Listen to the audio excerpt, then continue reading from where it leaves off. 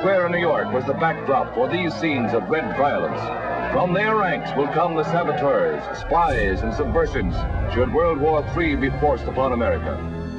At the height of the anti-communist hysteria, the real danger to America came not from the Reds, but from the so-called Red Baiters.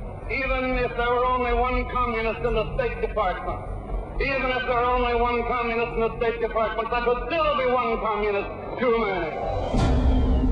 Of all the demagogues who exploited the Red Scare for political gain, no one matched the senator from Wisconsin, whose namesake, McCarthyism, would come to define the entire era of political persecution. Senator Joseph McCarthy emerged from virtual obscurity in 1950 when he claimed he had a list of 205 communists working in the State Department. The claim was patently untrue, but it launched McCarthy on a political juggernaut.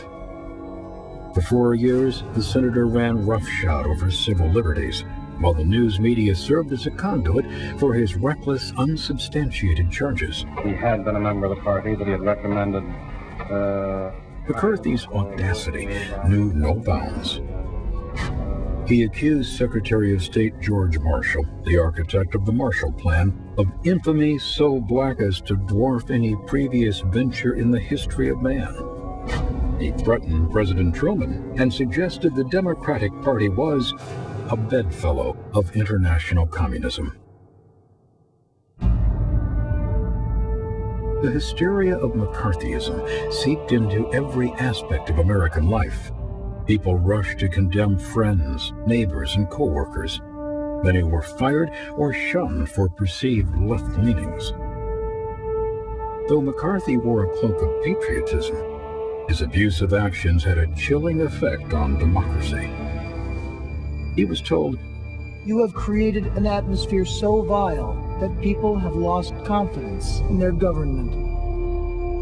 But slowly, the tide began to turn. Dissenters spoke out. McCarthy to wear a new case of known red in Army. The respected journalist Edward R. Murrow attacked McCarthy's repugnant tactics on his investigative TV series, See It Now. 1 month ago tonight, we presented a report on Senator Joseph R. McCarthy. We labeled it as controversial. McCarthy remained characteristically defiant. If I am giving comfort to our enemies, I ought not to be in the Senate. If, on the other hand, Mr. Murrow is giving comfort to our enemies, he ought not to be brought into the homes of millions of Americans by the Columbia Broadcasting System. With his support withering, McCarthy pitted himself against the U.S. Army in an investigation of charges and countercharges concerning clout, favoritism, and communist cover-ups. Unless we make sure that there's no infiltration of our government, then just as certain as you sit there, you will see a red world.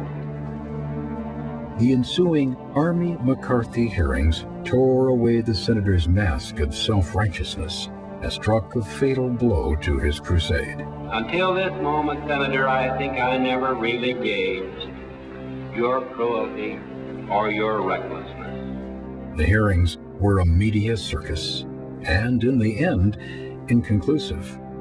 But for the tens of millions of viewers who tuned in to watch, McCarthy was revealed to be an arrogant, blustering tyrant. The American people have had a look at you for 6 weeks. You're not fooling anyone either. The American public had seen enough. Nearly overnight, McCarthy's immense national popularity evaporated. President Eisenhower probably spoke for millions of Americans when he said, "It's no longer McCarthyism, it's McCarthyism." 3 years later, Joseph McCarthy died, probably of complications from alcoholism. He was 48 years old. McCarthy faded, but an unsettling question remained. Could America win the Cold War without sacrificing the very liberties it was fighting to safeguard?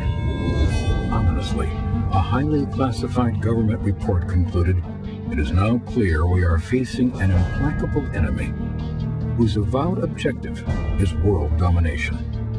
There are no rules in such a game. Hitherto acceptable norms of human conduct do not apply. A new and frightening day was dawning, one in which legal and moral restraints were set aside in a high-stakes game of diplomatic maneuvering, clandestine operations, and nuclear brinksmanship.